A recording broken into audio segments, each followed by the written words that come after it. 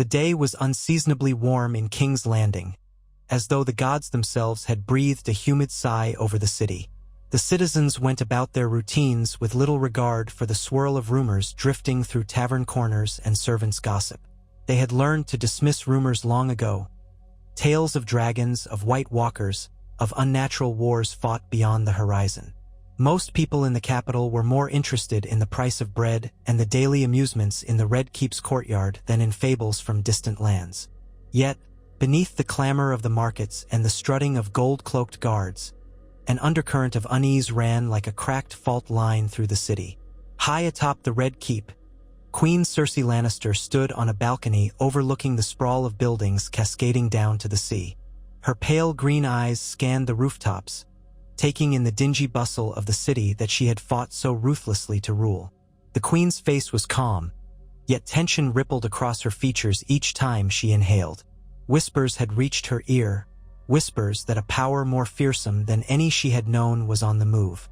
But a part of her, a large part, refused to believe that any threat could truly surpass the formidable might of the Golden Company, now stationed outside the city walls, or the cunning of her own mind.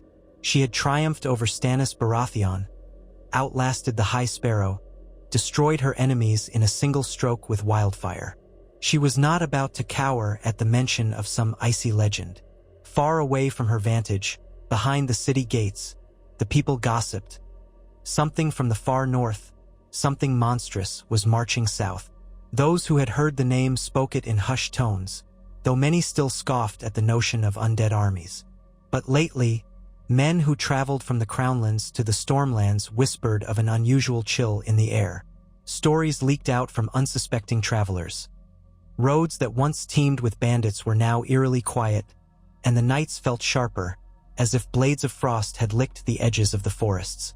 There were claims that livestock had been found frozen where they stood, eerie shells of ice and bone, and that the earth itself was becoming brittle, losing its warmth beneath some intangible presence.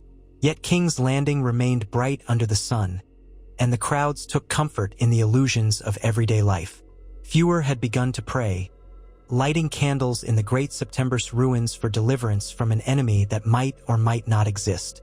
Jaime Lannister, still clad in gleaming armor, paced through one of the long corridors of the Red Keep. A silent resolve weighed on him as he remembered how much chaos had engulfed the city in times past. The echoes of war and betrayal were etched in these walls, and each passing day, with the swirl of fresh rumors, seemed to feed the old nightmares. He was torn by a familiar dread, and yet he did not dare give voice to it. The last time he had believed in something more monstrous than men was back when he'd heard fables of White Walkers as a child. But rumors insisted that the unimaginable was real. If the Night King was indeed marching on King's Landing instead of the North, if that cold terror had somehow bypassed the living defenders, it meant a new kind of war was at their doorstep. Even the cryptic network of whispers that Varys had once cultivated had begun murmuring about an otherworldly presence. The Spymaster was gone, lost to the many shifting alliances and tragedies that had swept Westeros. But his little birds still sang for those who knew how to listen. Reports came in of villages near the Blackwater Bay that had been reduced to hushed ghost towns. Not sacked by bandits, not ravaged by dragons, simply emptied, as though the people had deserted in panic or been taken by some unseen force. Only the quiet hush of cold winds remained, and footprints that shouldn't exist in any warm climate. The few who had caught a glimpse spoke of corpses with icy blue eyes, of pale silhouettes that moved like shadows under the moonlight. In hushed secrecy, some within the Red Keep took these stories seriously, but to confess too openly invited mockery or swift punishment. Cersei's private chambers were dimly lit by flickering torches. There she received her confidants, Qyburn, the pale and gaunt master of whispers and sciences, as she liked to call him now, and a handful of her most trusted knights. Qyburn had prepared a demonstration to support rumors of unnatural forces. He had a ragged peasant from the outlying farmland brought before the queen, a man who trembled and clutched a battered hat in his shaking hands. His eyes twitched wildly as he recounted the night he'd lost his family, his voice breaking as he described the unnatural cold that had clung to the air, how the sky had darkened with a shrieking wind, and how he had seen shapes that glowed with an unholy light. When he had tried to run, he felt his breath turn to shards in his lungs. His wife and son never made it inside. When he returned to the spot at dawn, they were gone. Not a drop of blood, not a single footprint, just a faint swirl of frost on the grass. Cersei listened with a stony expression, though her grip on her wine cup tightened until her knuckles went white. She was no stranger to horrors. She had orchestrated enough of them herself. But the unseen, unstoppable nature of this threat pushed against the edges of her comprehension. Qyburn offered his usual calm analysis, though even his voice trembled slightly as he described hearing identical stories from multiple sources. He had done his own experiments, too. Soldiers who had ventured northward for reconnaissance had brought back one frozen cadaver. It had shown signs of reanimation that Qyburn struggled to explain with logic or science. Now, the body was hidden away in the dungeons. Even Gregor Clegane, the monstrous Kingsguard known as the Mountain, had been unsettled by the strange sight. He had crushed the animated corpse with ease, but only after it seemed to keep moving long past any mortal threshold. Cersei's expression had faltered as she watched the demonstration. This was not a trifling matter. The Queen ordered her advisors to remain silent about this threat. The city would panic if the rumors were confirmed. She had to maintain control over the narrative, over the lords that served her, and over the hearts of the small folk who were as quick to scatter as rats fleeing a burning ship.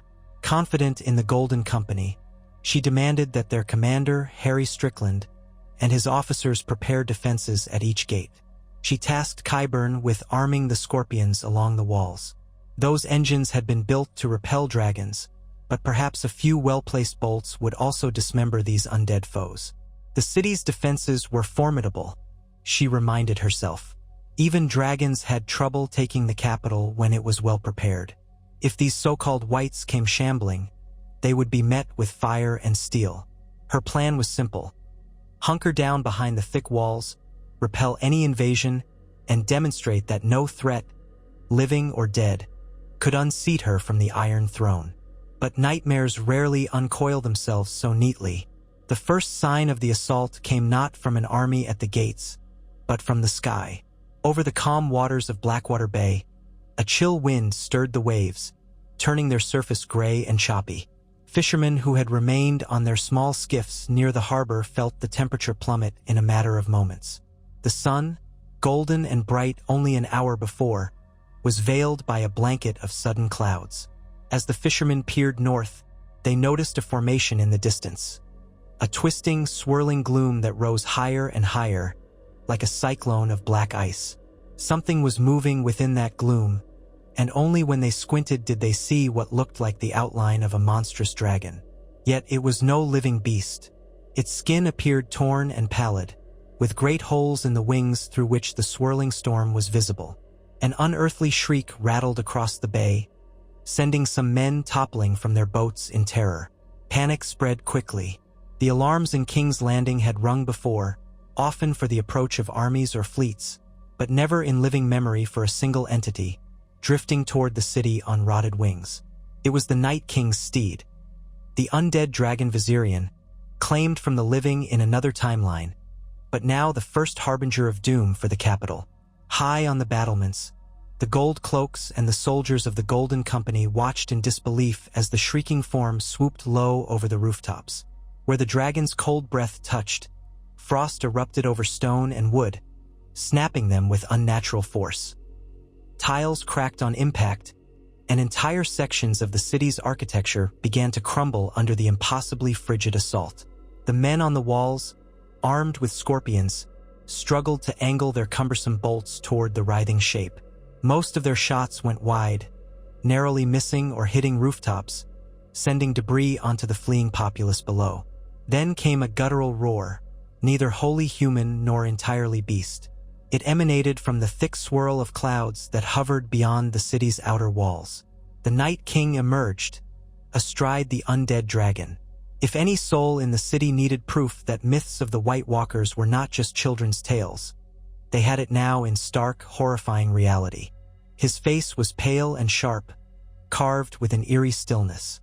The azure glow of his eyes was visible even from a distance.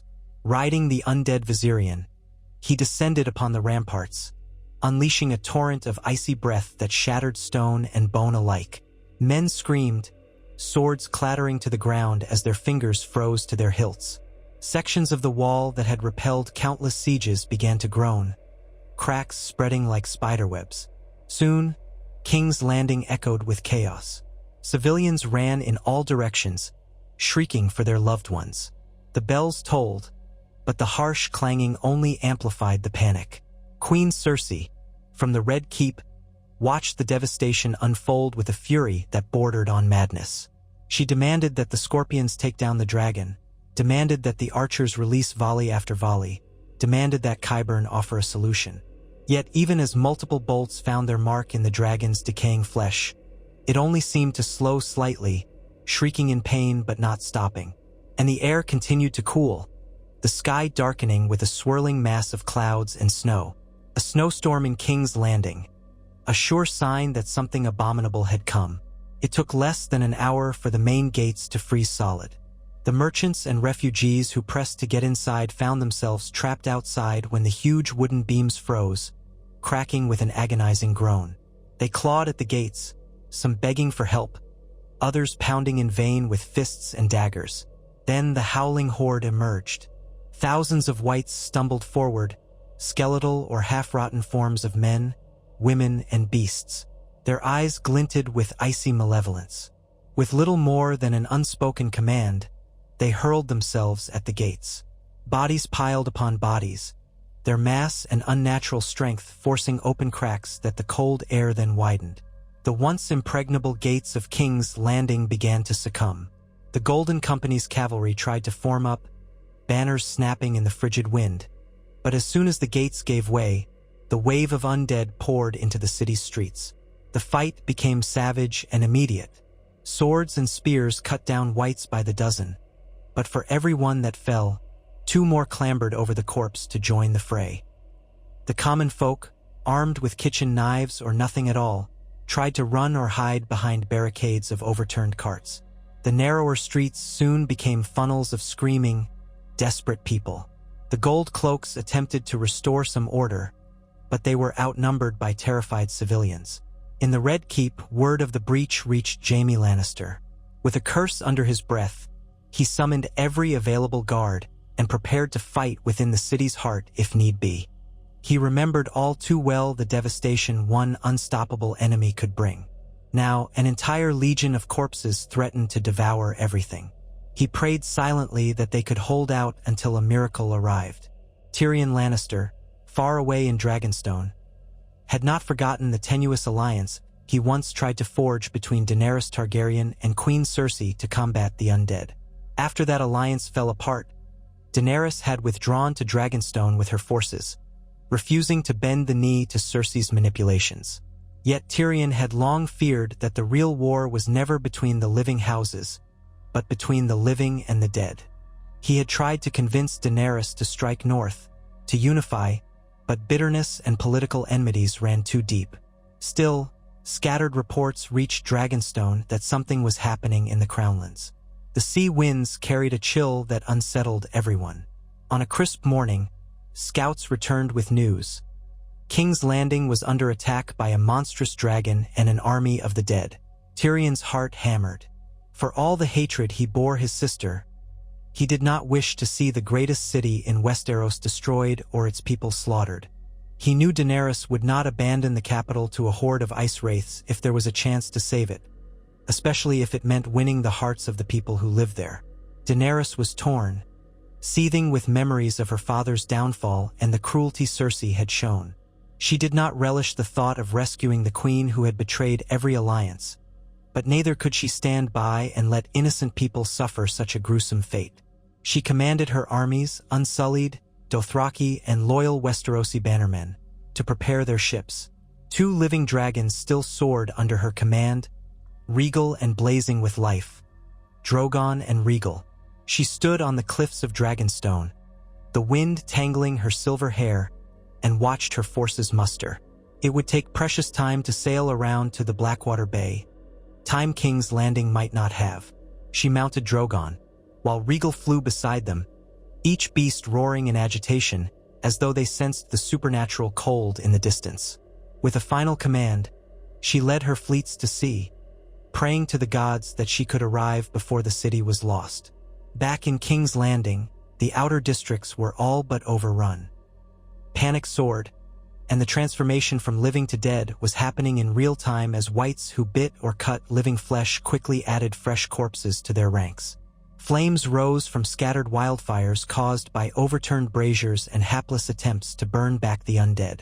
The clash of steel echoed in every alley, but those who fought were beginning to tire. Euron Greyjoy's fleet, anchored near the harbor, tried to sail away, but the storm that accompanied the Night King thrashed the sea into a furious tumult. Ships crashed into each other, or were frozen in place by creeping sheets of ice that spread across the waters. Euron himself, stubborn and cruel, ordered his men to break free, but found no path that the storm did not assail. In desperation, he commanded a landing crew to row ashore in longboats, perhaps to find a vantage or means to flank the undead. They never returned. Near the Red Keep's courtyard, Gregor Clegane led a brutal stand against a surge of wights. Towering over them, he swung his massive sword in wide arcs, lopping off heads and limbs. Already half dead in many ways, he seemed immune to fear, roaring as he crushed skulls with his hands. But even he could not be in all places at once. The undead horde spread into the narrower alleys around the castle. The screams of the terrified reached Cersei's ears, and for one of the rare times in her life, she felt genuine helplessness. She barked orders for her archers to defend the perimeter, for the alchemists to prepare wildfire, for Qyburn to coordinate defenses. The hiss of unnatural cold outside the windows only deepened her dread. If all else failed, she considered withdrawing with her guards to the depths of Maegor's Holdfast, sealing herself inside. Yet a small corner of her mind wondered, even then, whether that would be her final tomb. Jaime, riding a charger draped in Lannister crimson, led a contingent of knights through the twisting streets. He glimpsed horrors that he never believed possible. Body parts frozen and still twitching, men with wide eyes who had drawn their last breath in a choking mist of ice, children that had turned with blue glowing eyes. Guilt gnawed at him. He had tried to convince Cersei to see reason when the threat of the dead was first revealed, back when they had all gathered for that fateful truce meeting. But she had refused, seeing only the chance to eliminate her enemies while they marched north. Now the unimaginable had come south instead, and the capital was paying the price for her arrogance, and for his failure to stop her. He rallied what remained of the Lannister forces, urging them to focus on any wight in sight. Fire was best, he remembered the stories saying, but King's Landing was short on dragon glass, and normal steel only slowed the undead. Despite that, Jaime's knights fought valiantly. On the horizon, another roar shook the air. At first, the watchers on the Red Keep's parapets thought it was the undead dragon returning for another pass. But the shape emerging from the swirling clouds came from the east. There were two shapes, in fact, and their roars carried a furious heat instead of a deathly chill. It was Drogon and Regal, Daenerys Targaryen, her silver hair whipped by violent winds, guided her mount toward the city she once swore to take by fire and blood. But these circumstances were far darker than any conquest. As she soared closer, she saw the devastation. The undead rampaging in the streets, the thick walls already cracked, and the swirling presence of the Night King perched upon the battered form of Viserion. Her heart ached at the sight of the once majestic dragon that had been twisted into a creature of winter and death. But she hardened herself. This was the moment to strike. Swooping low, Daenerys directed Drogon to unleash a blast of dragonfire along the city's perimeter. Flames roared through the avenues, incinerating wights by the dozen. The heat was overwhelming, and the snowstorm swirling above parted momentarily under the intensity of the flame. In her wake, Regal joined, breathing emerald fire into the ranks of the undead. The shock of their arrival sent a ripple of hope through the defenders, who let loose battle cries at this sudden reinforcement. But amidst the swirling embers, the Night King rose to meet them. At the heart of King's Landing, he guided Viserion upward. His face, cold and impassive, betrayed no fear, no surprise. Blue flames erupted from the dragon's torn jaws, colliding in midair with Drogon's fire. A detonation of steam and shrapnel-like debris rained down over the city, scalding flesh and stone alike. Within the Red Keep, Cersei's eyes glistened with fury and a spark of hope she would never openly admit. She despised Daenerys, saw her as a usurper, and would happily see her dead. But if the Targaryen Queen's dragons could defeat the Night King, then perhaps that threat could be vanquished before it utterly destroyed the city. So Cersei allowed the battle to unfold, refusing to send scorpion fire at the living dragons just yet. Let them tear each other apart, she reasoned. If Daenerys managed to defeat the undead, Cersei would deal with her afterward. If Daenerys failed, the city might be lost anyway. Outside, the clash of dragons was thunderous. Drogon and Rhaegal circled overhead, weaving through the storm, while Viserion, undead and unnaturally swift, darted in to snap at their wings. Occasionally, the swirl of the storm parted enough that watchers on the ground could see the silhouettes of the dragons colliding, roaring, and slashing. Daenerys clung to Drogon's spined back, feeling the enormous muscles coil beneath her. She knew she had to end the Night King, not just the undead dragon. He was the puppet master of this entire horror. Her mind flashed with desperation. If only Jon Snow were here, wielding Longclaw, or if the armies of the North had joined them instead of being pinned down by Cersei's schemes. But that was a path not taken. This was her fight here and now. She urged Drogon higher, braving the gusts of freezing wind, then dived, unleashing a torrent of fire at the Night King himself.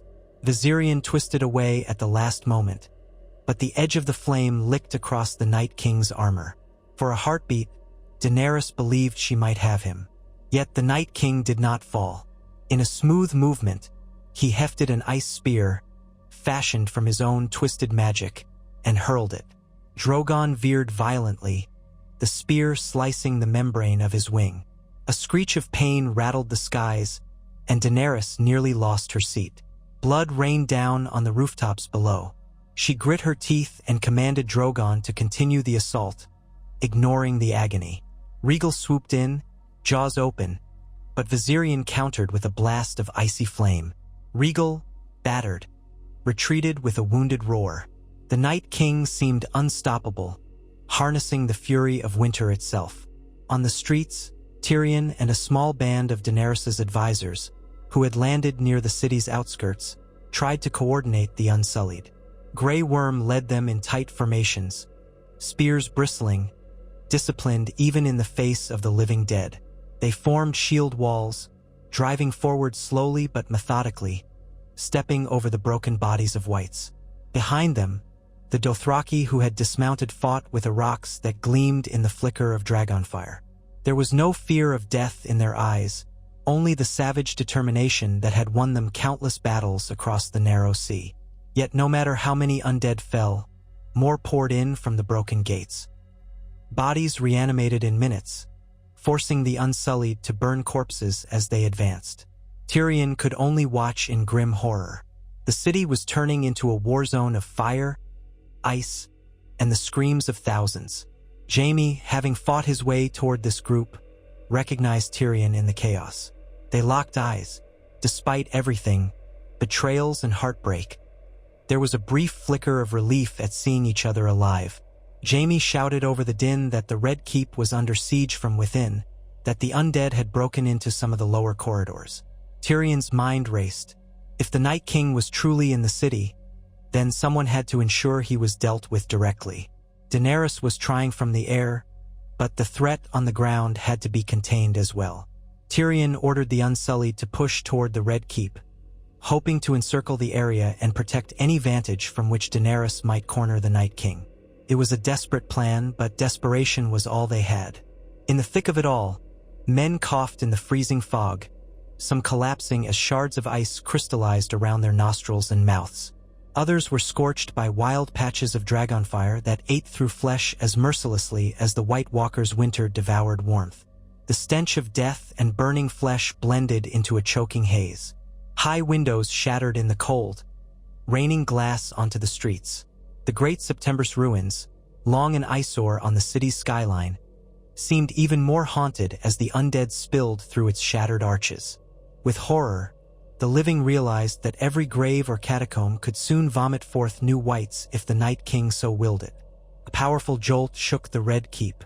Viserion's icy breath hammered against the castle's highest towers, sending chunks of stone plummeting into the courtyard. Soldiers scrambled for cover. Cersei stood near a window, refusing to flinch as shards of glass and dust swirled around her. Her eyes were glued to the battlefield. All the while, Qyburn rummaged among his apparatus for some last resort.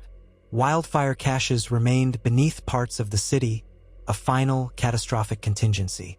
Yet unleashing them could level half of King's Landing.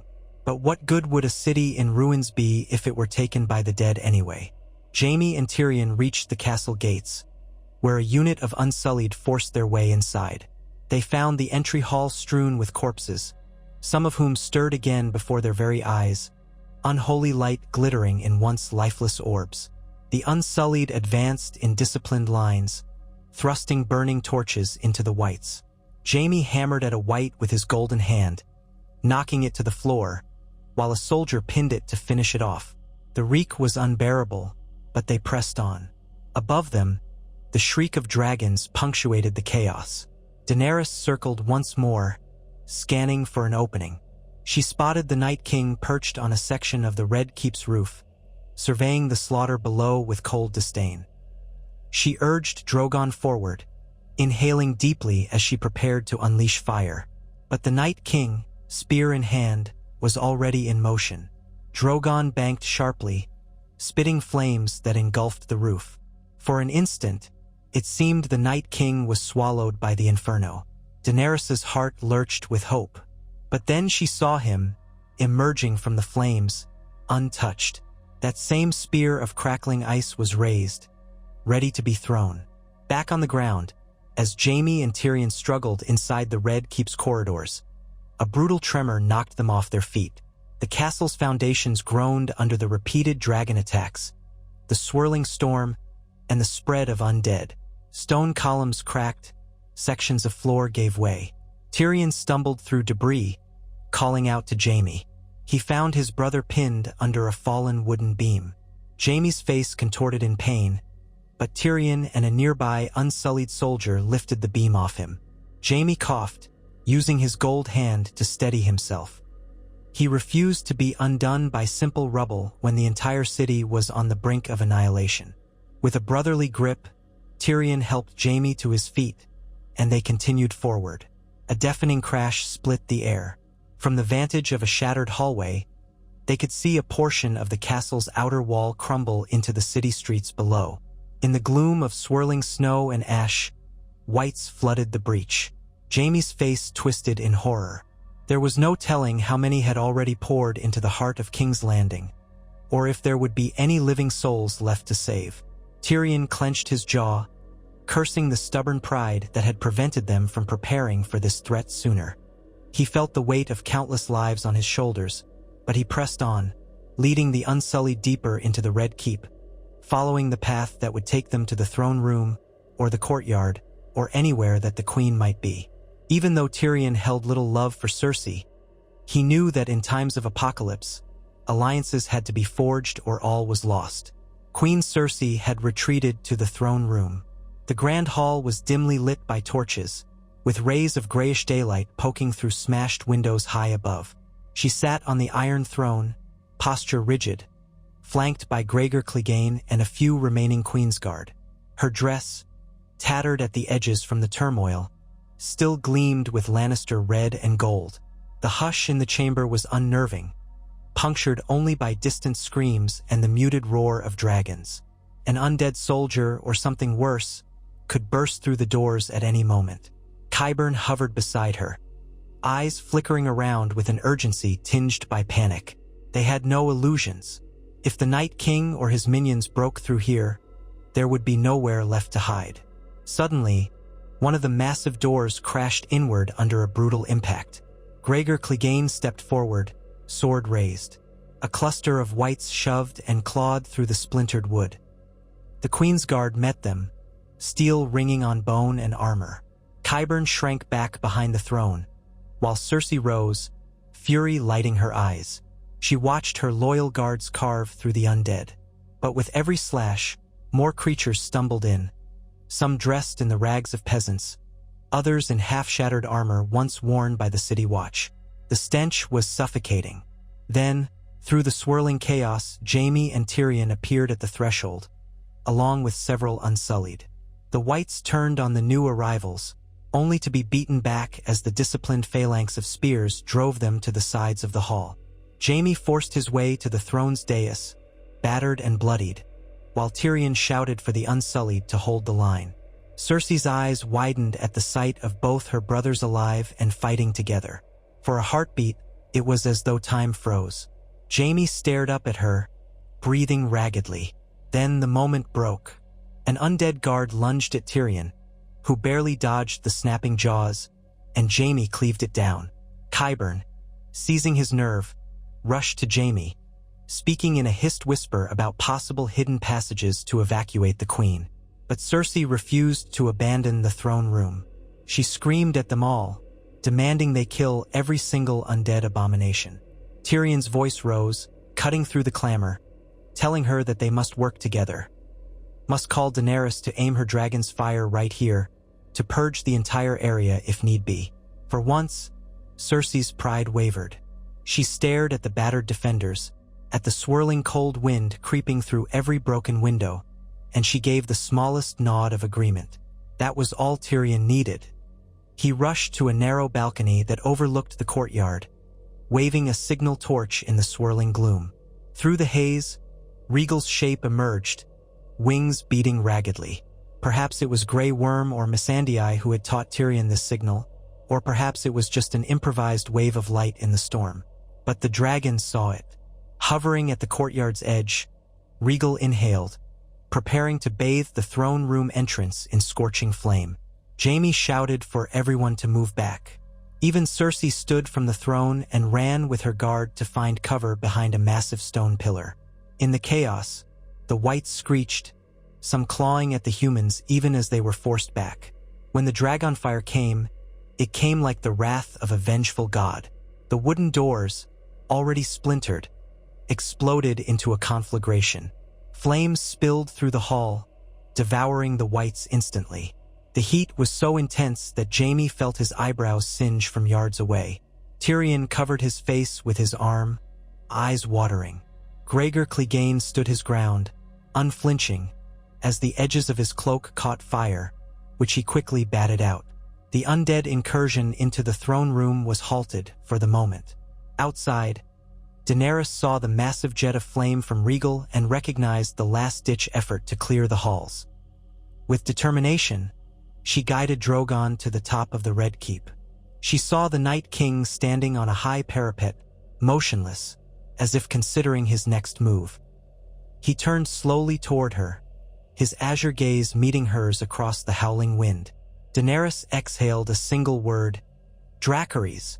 Drogon unleashed a concentrated storm of fire at the Night King, flames roaring across the stone. The area glowed white-hot, molten. The parapet crumbled under the assault. But as the flames died away, the dreaded figure still stood. His clothing was charred, parts of his armor melted, but the Night King himself was unscathed, though this time there was a flicker of agitation in his eyes. With preternatural grace, he hurled another ice spear. Drogon twisted away, but the spear grazed his flank, sending a deafening roar of pain into the swirling skies. Daenerys was nearly unseated, clinging to the spines for dear life. Viserion, battered, soared up to join his master. The undead dragon's shriek was like nails scraping upon ice, echoing across the city. Blue flame rained down on the lower levels of the Red Keep, and Daenerys watched in horror as men on the ramparts were turned to frozen statues, instantly shattered by the force of the blasts. She realized with dawning horror that the city was on the verge of total annihilation. Even if they managed to slay the Night King now, how many thousands had already perished? How many more would never be the same again? She called Rhaegal over with a shrill whistle, and the wounded dragon joined Drogon in a final attempt to bring the undead foe down. Below, in the half-demolished throne room, Cersei clutched the arms of the Iron Throne, watching with wide eyes as the ceiling shuddered. Parts of it collapsed from the repeated dragon attacks. She screamed at Jaime to do something, as if he could command the skies. Tyrion, more pragmatic, simply looked up at the swirling gloom. At that moment, it seemed the Red Keep might come down on their heads. Jaime, shoulders slumping with exhaustion, told Cersei they had to flee. Flee to the dungeons or the hidden passage that led to the Blackwater. She resisted, but then another quake cracked the floor beneath her feet. She relented, calling out for Gregor and her guard to escort her. Tyrion and Jaime exchanged a weary glance. They had survived so much already, yet the threat that soared above was beyond anything they could truly hope to overpower. Outside, the final confrontation was reaching its peak. Drogon and Rhaegal circled Viserion, pinning the undead dragon between them in a ring of fire. The Night King, perched upon his mount, tried to guide Viserion away, but the living dragons dove in from opposite sides. Drogon's massive jaws clamped down on Viserion's neck, tearing away at the rotting flesh. Rhaegal raked Viserion's flank with powerful talons. A cacophony of roars filled the sky. The Night King leapt from the saddle, landing with supernatural grace on a precarious stone spire. Viserion flailed, pinned between the two living dragons. With one final wrench, Drogon and Rhaegal tore the undead beast apart, its rotted flesh ripping away from bone. Blue flame burst like a dying star, then winked out. Viserion crashed onto the rooftops below, sending a reverberation that toppled entire sections of the castle. Daenerys saw the Night King standing on the spire. He locked eyes with her, and she felt a chill unlike any she had known. She remembered how unstoppable he seemed, how even Dragonfire could not kill him. She had one last gambit. She guided Drogon as close as she dared, Rhaegal too wounded to continue the assault. The Night King lifted his hand, summoning frigid winds around him. Daenerys inhaled, the cold numbing her lungs. She had to do this now. If he hurled another spear, Drogon might not survive. Suddenly, a shadow moved on the spire behind the Night King. It was small and quick, clad in black leathers and a cloak that seemed to absorb the swirling snow. Arya Stark. Her face was set in grim determination.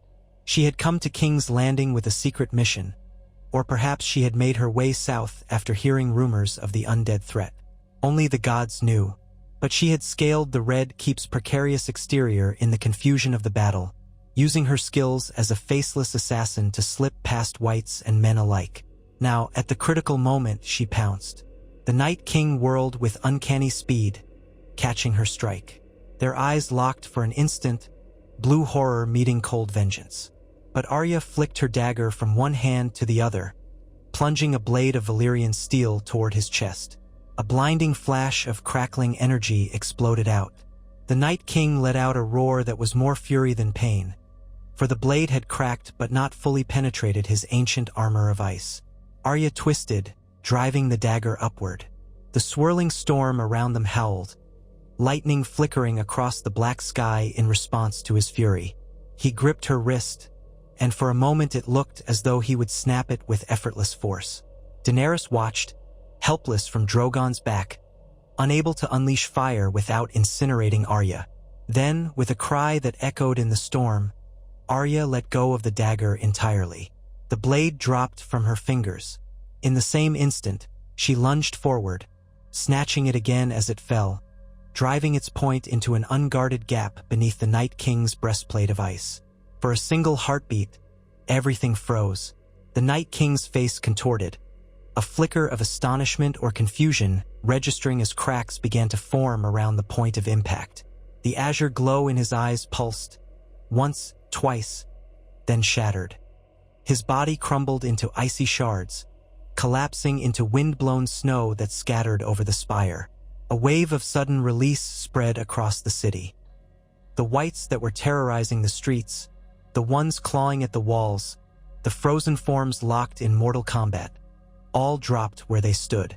The dread hush that followed was replaced by the ragged breathing of the living, by sobs of relief, by the crackle of fires still raging across the capital. Viserion's remains, lacking the Night King's foul magic, collapsed into dust and bone. Arya, panting on the spire, let the icy wind whip her hair across her face, tears of relief stinging her eyes. She looked up and saw Daenerys hovering on Drogon, eyes wide with shock and gratitude. She offered a small nod. Both recognized they had witnessed something beyond measure, a victory snatched from the jaws of absolute despair. Below, in the broken throne room, Cersei, Tyrion, Jaime, and the defenders who still remained felt a ripple, as though a curse had been lifted. The whites lunging at them collapsed into piles of bone and frozen flesh. Relief flooded Tyrion, who sank to his knees.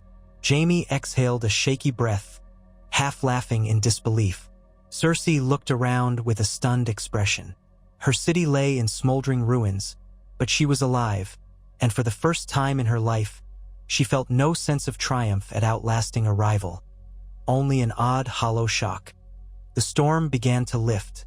The clouds parted slowly, revealing a sky tinted red by the dying light of a sun that had barely shown its face all day. Snow flurries drifted gently where once they had swirled in a murderous gale. Daenerys guided Drogon down into what remained of the Red Keep's courtyard, Rhaegal following behind, landing awkwardly on a collapsed tower. Soldiers and survivors looked up at her with awe, some with wariness, but most with undeniable gratitude. She slid down from Drogon's side, her legs nearly buckling from exhaustion. Grey Worm approached, wounded in several places, and reported that the whites had indeed all fallen. Tyrion emerged from the battered keep, blood-stained and shaking. Their eyes locked, both acknowledging the magnitude of what had occurred. The city was saved, from the dead at least, but the cost was written in the destruction surrounding them. From the spire above, Arya began her descent with the practiced grace of a born climber, disappearing into the labyrinth of half-ruined passages. She was there one moment, and then gone like a phantom, leaving only rumors in her wake. Her duty had been done, vengeance for the living taken in a single surgical strike. Let the others piece together the aftermath. Queen Cersei eventually stepped out into the courtyard, accompanied by Gregor Clegane and what remained of her retinue. The sight was a grim tableau of melted stone, charred corpses, and swirling ash. Daenerys turned to face her, hair matted with sweat and soot. The two queens locked gazes. Once they were pure enemies on the battlefield of politics and claim, but now they stood among the ruins, survivors of an apocalypse. For a moment, Cersei seemed to tremble. Then, collecting herself, she gave a slight inclination of her head. Perhaps it was thanks or a mere acknowledgement of necessity. Daenerys said nothing, her own heart conflicted. They both understood that the future of King's Landing, and of all Westeros, hung in a precarious balance. Victory over the Night King did not erase the old wounds and hatreds. Yet there was no immediate appetite for new conflict, not when the city lay half destroyed. In the days that followed, the survivors picked through the rubble, carrying away the dead, friends, foes, strangers. Word spread that the Night King was truly gone, that the greatest threat to the realm had been ended not in the north, but here, in King's Landing, by a desperate alliance of convenience and a stroke of near-impossible heroism. The cost was staggering: thousands dead, entire districts burned or frozen. The Red Keep itself was severely damaged, its upper levels partially collapsed. Smoke lingered in the air, mingling with the faint tang of salt from Blackwater Bay. But the city yet lived, and those who survived took to the streets to bury their loved ones, to salvage what they could, and to curse or thank whatever gods they believed in. Cersei refused to surrender power. She still sat on the Iron Throne, battered though it was, and she resumed command of what remained of her forces. Daenerys established a temporary encampment outside the city walls, tending to her wounded. Tension smoldered, no wildfire was needed for that. Yet for the moment, open hostilities did not resume. Tyrion worked tirelessly to try to broker some form of compromise, or at least a truce that would allow the city to rebuild. Jaime Lannister stood by the Red Keep's gates, torn between loyalties. He had seen the true horrors of the realm, and he doubted that any petty Game of Thrones could matter as much now. But he also recognized that old habits die hard. Cersei was still queen, and Daenerys was the outsider with a claim that once again seemed righteous, having helped save the city from certain doom. On the burned and broken streets, the small folk gathered the remains of whites, piling them high for burning. The stench was revolting, but it was necessary to ensure no trace of the undead lingered. Some praised Daenerys and her dragons for their salvation, while others whispered that it was her presence that drew the threat here in the first place. Rumors clashed and mingled. A fervent cult sprang up almost overnight, claiming that the gods had tested King's Landing and only those worthy survived. Priests of the Lord of Light spoke of the prophecy fulfilled by Arya Stark, though her name was unknown to many. They told a half-woven tale of a faceless champion who banished darkness with a blade of Valyrian steel. Meanwhile, tradesmen tried to reopen what shops remained, or to salvage goods from the rubble. Life, in its stubborn way, continued, yet overshadowing it all was the knowledge that the realm had been irreparably changed. The dead had come first to the capital, not the north, turning all expectations on their head. Those in the north who heard of these events by Raven were stunned, for they had been bracing themselves for the onslaught of the White Walkers, only to receive reports that the threat had bypassed them entirely through means unknown. Jon Snow, upon hearing the news, was said to have marched south with his own forces, uncertain whether he would arrive to pick up the pieces or find a city of corpses. Now, the armies of the north would converge on a city ravaged by the undead, brimming with political tension. Another conflict loomed, unless cooler heads could prevail. Amid the rubble, one evening, Jaime found Tyrion standing on a ledge overlooking the half-burned harbor. The sea breeze carried the scent of brine and ash. Seabirds circled the waters, cawing over drifting debris. Tyrion sipped from a flask of wine. He looked older than ever, lines etched deep around his eyes. Jaime stood silently beside him for a moment, remembering a time when they had shared carefree laughter at feasts. Now the realm was scarred, the city that had once been the heart of their house's power lying broken beneath them. Jaime asked if Tyrion truly believed they had survived the worst. Tyrion answered in a soft voice that he did not know. They had endured the wrath of the Night King, but the living were still here, with all their ambitions, grudges, and lust for power. Sometimes Tyrion wondered if the realm might be safer in the hands of the dead. Yet he shook away the thought. Life, for all its misery, was still precious. The burden of rebuilding fell upon them, upon men and women who understood the fragility of it all. Perhaps there could be a chance, just a chance, that the horror they had survived might force them to see one another as less than enemies and more as fellow survivors. Then again, King's Landing had a way of devouring hope. Only time would tell which path they would take. Daenerys, meanwhile, walked through the ash-laden streets, guarded by Grey Worm and a contingent of Unsullied. She watched the children run from her in fear or cower in alleys. She passed by men and women who knelt awkwardly or turned away, uncertain if she was their savior or just another conqueror. Her dragons soared overhead, wounded but alive. Rhaegal's flight was stiff, and Drogon bore a deep gash in his wing. They circled the city warily, as if searching for any last pockets of undead. The queen across the sea, the breaker of chains, had once dreamed of taking King's Landing in a blaze of triumphant conquest. Now, she was here amidst ruin, having fought a war not against Cersei but against a being of nightmares. The city's throne was still not hers, and she found herself grappling with a profound sense of disquiet. Had she saved these people only to rule over rubble and fear? In the Red Keep, Cersei had not left the throne since her return from the attempted flight to the dungeons. She was exhausted, yes, and streaked with soot, but she wore her crown as though it were a part of her skull. Qyburn flitted around, trying to orchestrate repairs or gather intelligence about the power vacuum forming in the city.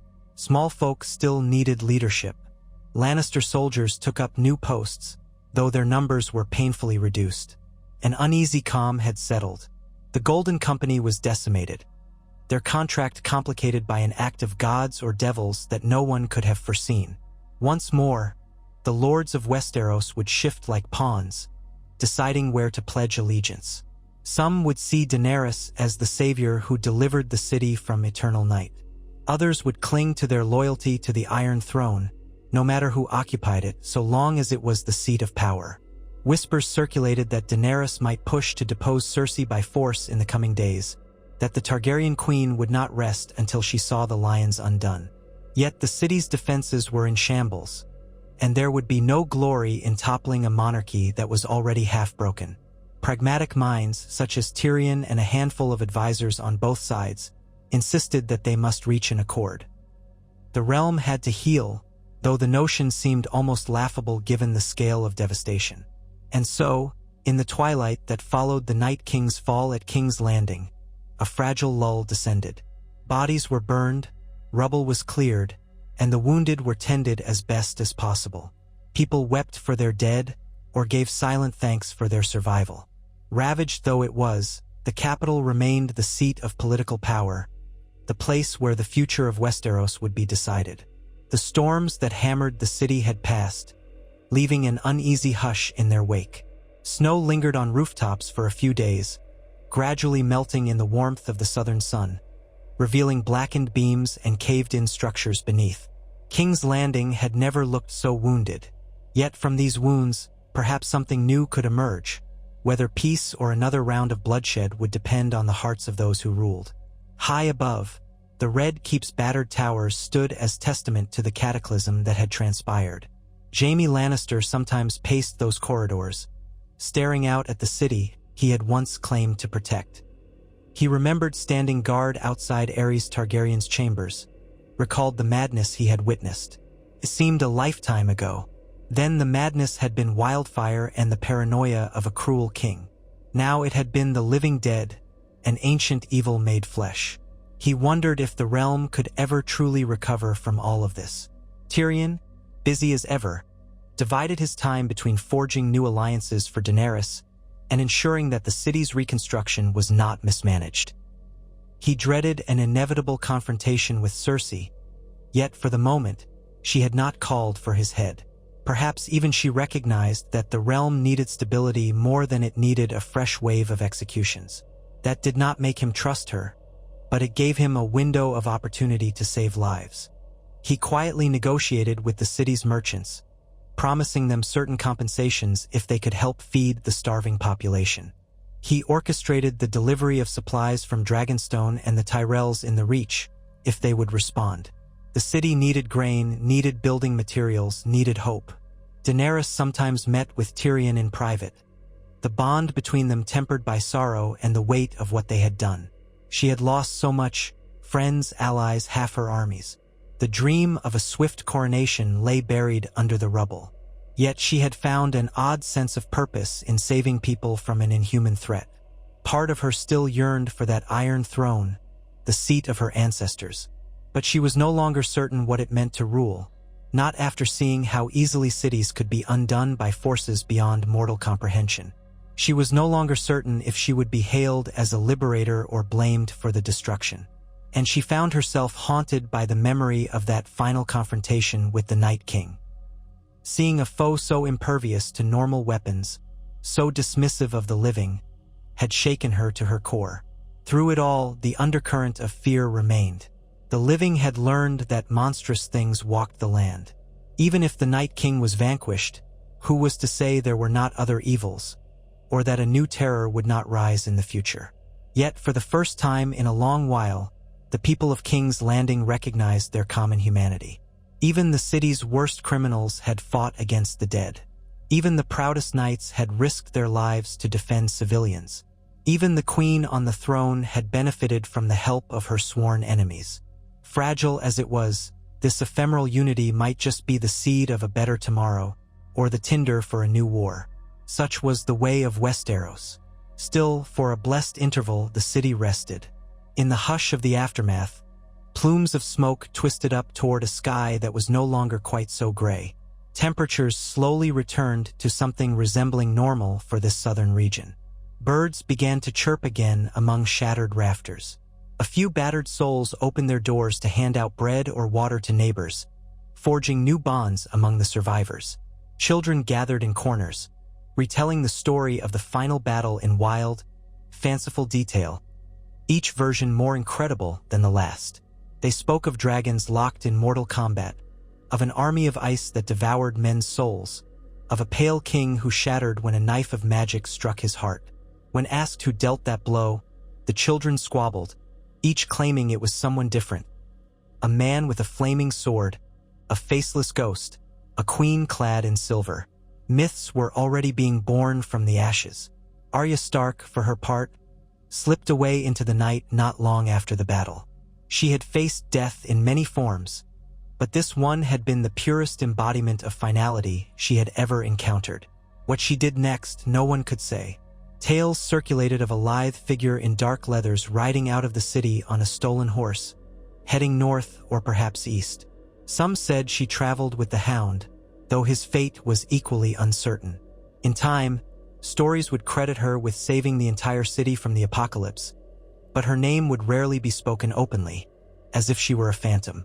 Such was the nature of the faceless men, perhaps. And so, in the weeks and months that followed, King's Landing bore the scars of a war no one had believed would come. The battered towers of the Red Keep soared over shattered neighborhoods, glinting red and gold in the late-day sun. The small folk, their ranks thinned, rebuilt as best as they could, haunted by memories of walking corpses and freezing winds. Loyalists to Cersei and loyalists to Daenerys eyed each other warily in the markets and squares. Yet open battle was withheld, at least for the present, by a shared exhaustion so profound that few had the stomach for renewed violence. On certain days, Daenerys would mount Drogon, and they would fly over the city, surveying the progress of reconstruction. Though many citizens still hid in fear at the sight of the great black dragon, some dared to look up with a mixture of reverence and gratitude, remembering how his fire had helped stem the tide of the dead. This feeling was not universal. Some cursed her, blaming her presence for drawing the undead here in the first place, or for the collateral damage her dragons inflicted. Yet, for better or for worse, the dragons were part of the new reality. At last, as the first hints of spring approached, the city took on a tenuous new rhythm. Diplomats from the remaining great houses began to arrive, invited by both Cersei and Daenerys. Discussions took place behind closed doors. Alliances were forged and broken in hushed tones. Every noble had an angle, a ploy, a fear of losing what little stability remained. But none could deny that the threat of the dead had been real, and that a Targaryen queen had played a major role in stopping it. Neither could they deny that a Lannister queen had, in her own way, fought back as well. Slowly, the realm awoke to the realization that the Game of Thrones was forever altered. The unimaginable had transpired in the capital, not at the Wall or Winterfell. No one was sure what this meant for the power balance in Westeros. It was as though the gods had rolled a new set of dice, scattering them across the battered chessboard. Some lords called for new leadership, praising Daenerys as a heroine. Others declared that the crisis proved the necessity of a strong monarch on the Iron Throne, no matter her past transgressions, as long as she could keep the undead and the world at bay. Rumors persisted that Jon Snow was on his way to the capital, but as winter receded, the roads had turned to mud, slowing large troop movements. In the hushed corners of taverns and the battered remains of markets, the people discussed the future. Some placed their hope in a marriage between Cersei and someone else, or between Daenerys and another claimant, weaving improbable rumors of a dynastic solution that might unite the realm. Others said it was only a matter of time before bloodshed renewed. But all had to concede that the horrors they had witnessed made mortal quarrels seem trivial by comparison. For a while, at least, the city's battered inhabitants might appreciate that nothing was more precious than life itself. And so the question stood, what if the Night King had launched his first attack on King's Landing instead of the north? The answer now lay before them in smoking rubble and hushed sighs of relief. He had done so, and the result was etched into the battered face of the city. Death had nearly triumphed. Survival had been won by the narrowest of margins, at unspeakable cost. The Red Keep still stood barely. The Iron Throne remained, though stained with soot and splattered with the blood of the defenders who had perished. The living had proven their resilience, but also their fragility. Together or apart, they would have to decide how to rebuild, how to move forward. Only the wind, drifting among half-shattered turrets, whispered the truth that they all knew deep in their souls. There were always new terrors lurking beyond the next horizon. Darkness did not die so easily, and men, even good men, could become monsters. For now, the survivors had earned the right to breathe, to taste the bittersweet relief of continued existence, and to hope, however faintly, that the realm might learn a lesson from this brush with oblivion. But Westeros had never been kind to idealists, and the shadows of old grudges ran deep. In the capital that was once the gem of the Seven Kingdoms, a brittle peace glimmered like a fragile candle in the darkness, threatened by every gust of the uncertain wind.